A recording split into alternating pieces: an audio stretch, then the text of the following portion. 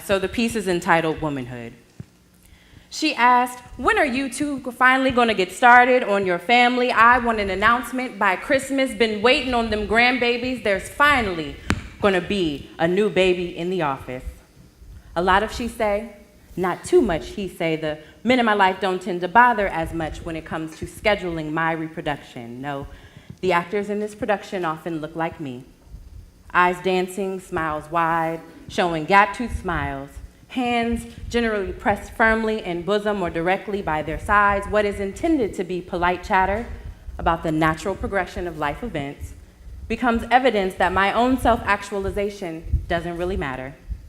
These cafe au lait maids and matrons only affirm my womanhood so long as it's tethered to motherhood. I cannot simply be woman. I only exist as woman, emphasis on the womb, bringing life into the world at any expense, be it personal or otherwise. Even if pregnancy proves to be a Pyrrhic victory, it is expected, generally. And if not, well, then I'm the exception, breaking unwritten rules passed down in whispers through generations. Long before I was a glimmer in my father's eye, I am the heir of troubles known. I wonder if these women stop and consider me, stop and consider that womb can also be tomb. Hallowed space made hollow by sacrifice, like the second coming not yet born.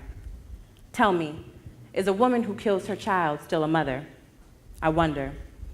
I wonder if they think about me when they make exhortations, think about dark bodies often taken from mama's belly too soon, from mama's sight too soon, from the protection of mama's gun, from mama's arm, too often placed in path of harm, too often plucked in the still silence of night. Too often snatched, beaten, broken, sentenced, executed, forgotten, done everything but made to grow in a world that sees blackness as target. I wonder if they know that in my heart of hearts, I want a little girl who looks just like me, because I have convinced myself that black girls have a longer life expectancy.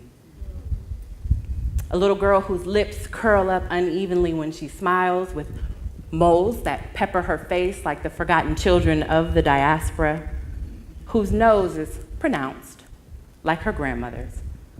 A woman who lost her husband too soon to alcohol and overwork, and who lost her sons when they could not find work. A woman who has only known a life of loss, interrupted by happiness. She said, I'm pregnant. And for a second, the world stopped. She didn't really use those words. She's a millennial, so she texted me a picture of a pregnancy test. And I read between the intersecting lines. My baby sister, born under October skies with skin so yellow she made the sun hide. Born so angry she came out spitting, or so the story goes. She gonna be mean as a rattlesnake, they say, proudly, because you cannot survive in this world if you are nice and woman and black. So I fall into formation. I choke back fear for her and begin to speak. What are you gonna do? When are you gonna know the date? When are you gonna know the sex? Have you started picking out names? What are you gonna do for work? What about school? Questions, questions, questions start to spill from my lips, and they taste so good, like sweetness in summer rain. I imagine a new name for myself, Auntie Ty. And I will give my niece a nickname with an origin story that only we know.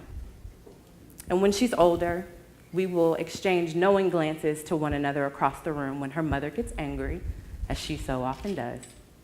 And I will teach her about boys and girls and kisses and first dates and heartbreak.